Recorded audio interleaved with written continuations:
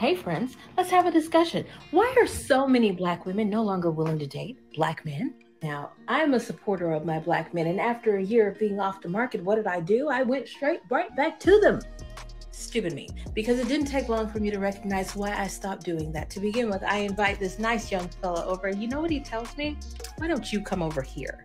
Ugh.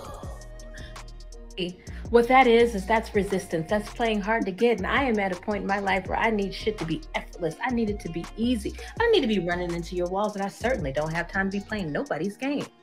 An unhealed black man will turn getting to him, his mind, his heart, his psyche, anything, getting to him in general, into a challenge. And like I said, I need things to be easy.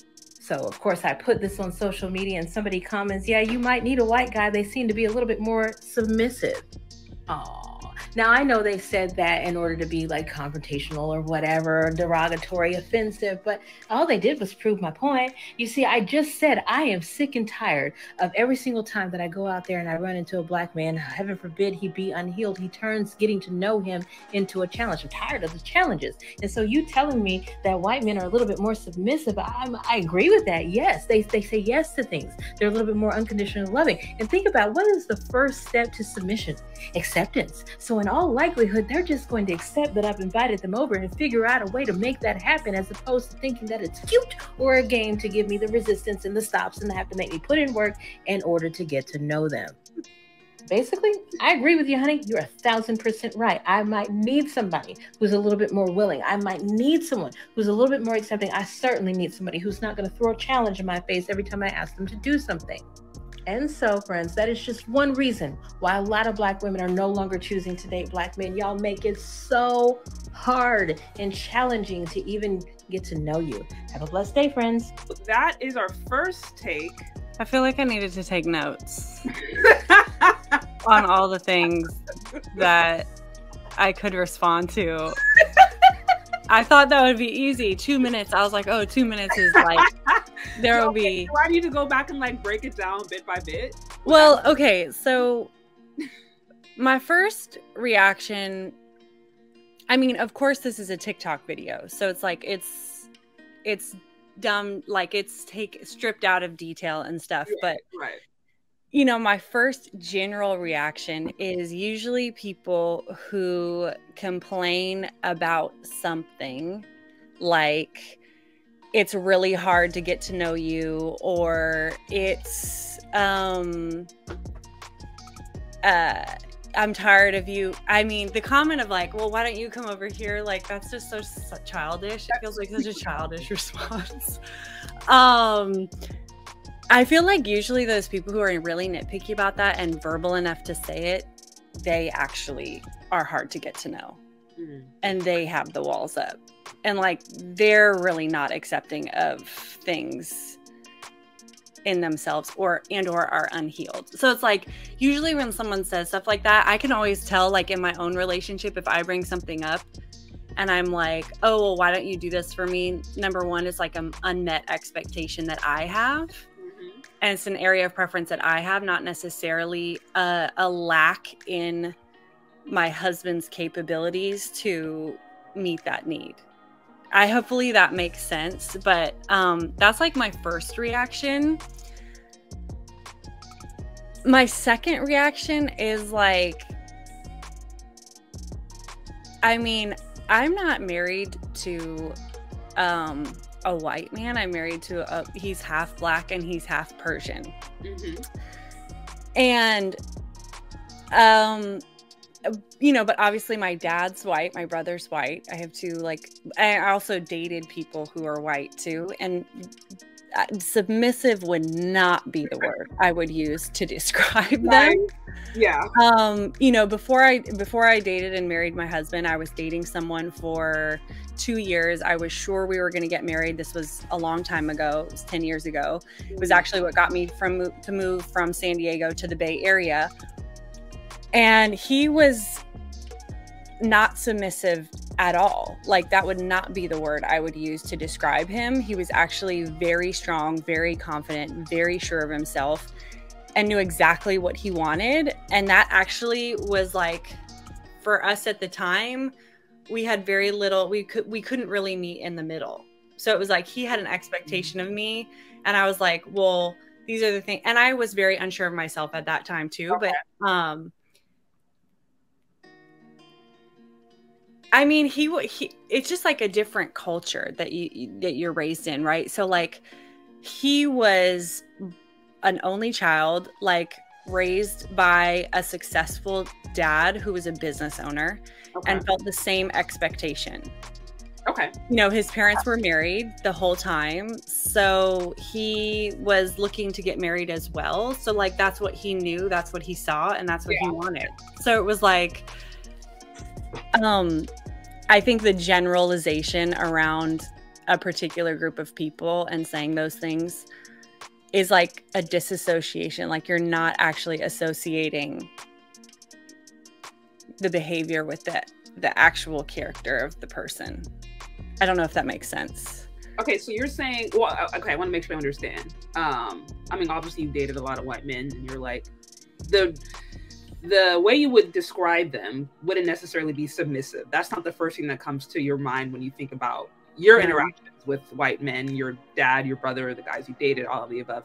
And I do agree that what you were saying earlier is that sometimes when people go online and are so verbal about the different things that a particular group of men or particular group of people isn't doing, sometimes it can very much be projection. Because I'm like, how do you go from this person wanted me to come over my house to now all black men are horrible and white men are submissive? I'm like, that one comment, like, why don't you come over here? Or what? Yeah, like there's 1,000 other reasons why he might not want to go over to your house. Right. 1,000, including your attitude. You know what I mean?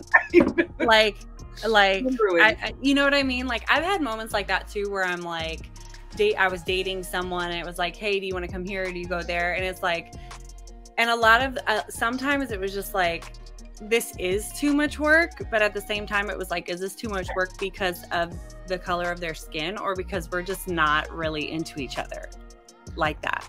Well, you know, and I think that's one thing that some women have a hard time accepting, that at the end of the day, there is such a thing as like you not being the type of guy that man may want.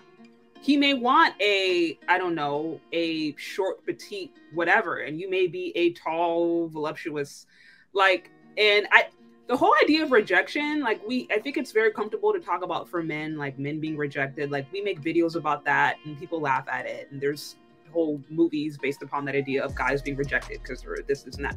But I'm like, a woman being rejected, I think is something that we're not really socialized to deal with, because if we do, because we all face it, but usually if we face it, it's because either the guy is insecure, or because he hates his mama, or because he has communication. Yeah, like it's the guy's fault. Yeah. He's been rejected. Or he was intimidated by you, and it's like, actually could also be that none of that is true, and he just didn't like you. And there's or like didn't see what you had to offer and didn't care, and that's fine.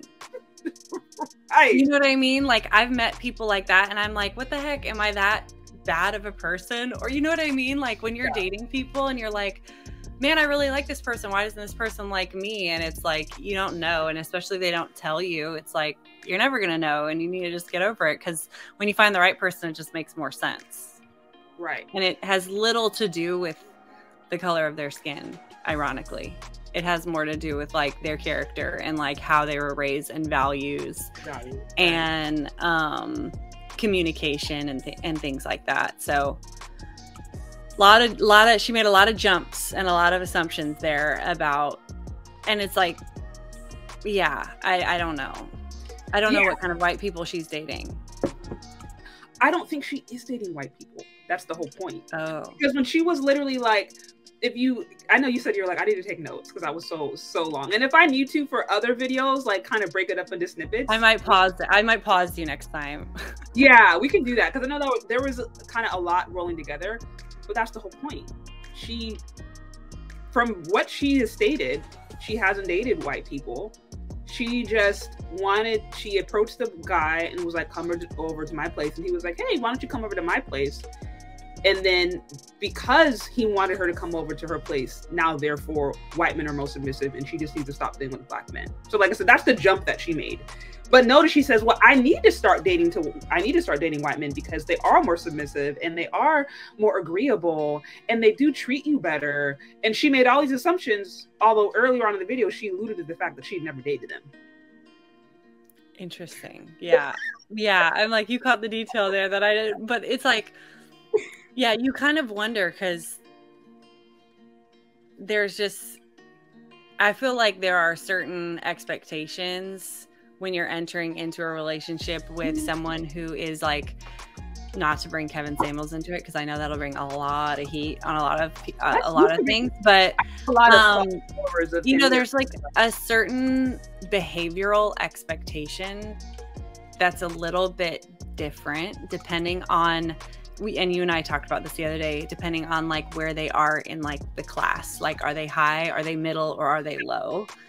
And I think those expectations are a lot more relevant when you're in a dating situation because sometimes the white family is a little bit more formal when it comes to having dinner, getting to know somebody, getting to know the person that you're dating. Like when we have Christmas, Thanksgiving dinner at my house, it's a very different situation than when we have it at Gabe's house.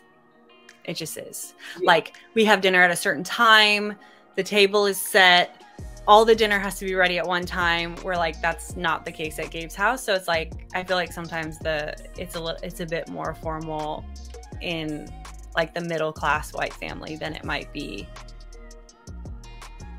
somewhere else with someone else. Like, you know, I don't know. I can only speak from my own experience. I just know that that was something really that stuck out to me when I started dating my husband and when I had dated other people as well.